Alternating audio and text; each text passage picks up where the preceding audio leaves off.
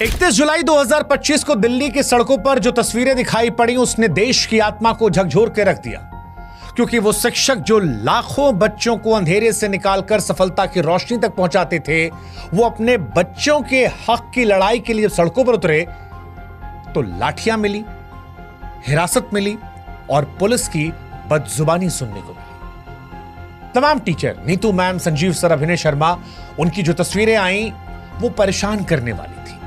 परेशान इसलिए क्योंकि गुरु अपने छात्रों के हक की बात करने आए थे। एक टीचर का टूटा हुआ हाथ दिखाई पड़ा और तब लगा कि ये उस व्यक्ति की चोट नहीं है, उस व्यवस्था की गूंगी बर्बरता का प्रतीक है जो इंसाफ देने से डरती है। सवाल उठा कि क्या यही वो भारत की कल्पना है जो हमने की है, जहां गुरु को सजा मिलती है क्योंकि वो अपने बच्चों के लिए आवाज उठा रहा है?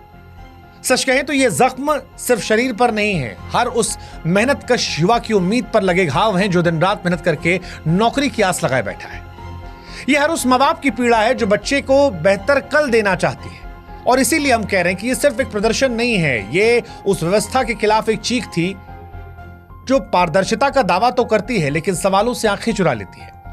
जब गुरु और शिष्य दोनों सड़कों पर हों और उनके हिस्से में लाठी आए तो साहब सिर्फ सवाल परीक्षा का नहीं रहता है, फिर सवाल पूरे सिस्टम से उठता है कि कैसा देश है, कैसा लोकतांत्रिक देश है जहां पर न्याय मांगना गुनाह है। क्योंकि जब शिक्षक और छात्र दोनों इंसाफ की मांग करते लहूलुहान हो तो लड़ाई सिर्फ उनकी नहीं होती है, लड़ाई पूरे समाज की होती है। और आज इसीलिए एसएससी सीजीएल विवाद पर जब उम्मीदें टूटी तो हमें लगा कि आइए इनका साथ दे एक बेहतर भविष्य के लिए।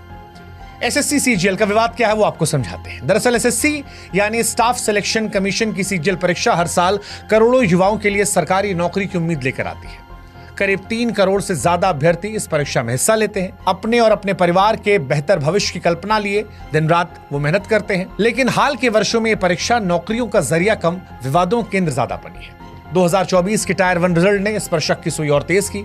अचानक ऊंचा कट ऑफ और कुछ खास परीक्षा केंद्रों में लगातार चयन और रोल नंबरों का पैटर्न साफ साफ इशारा कर रहा था कि कुछ तो गड़बड़ है।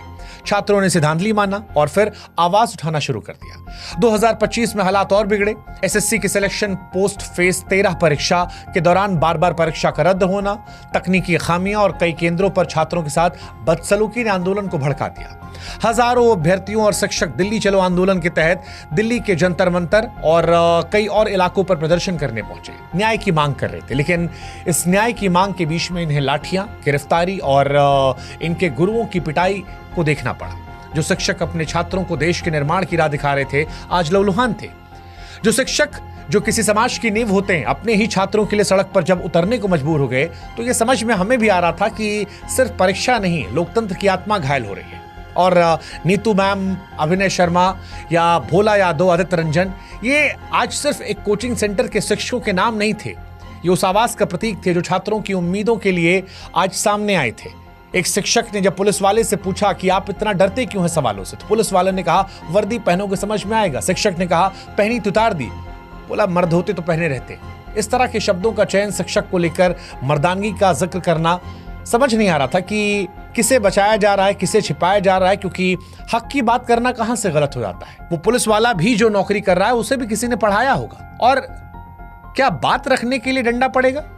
शिक्षकों का यह आरोप था कि एसएससी ने जिस एडुकेटी नामक कंपनी को परीक्षा आयोजन की जिम्मेदारी दी वो पहले से ही तकनीकी खामियां और गड़बड़ियों के आरोप से घिरी है। फिर भी बार बार उसी कंपनी को जिम्मेदारी देना क्या महज लापरवाही है या कुछ और गहरा?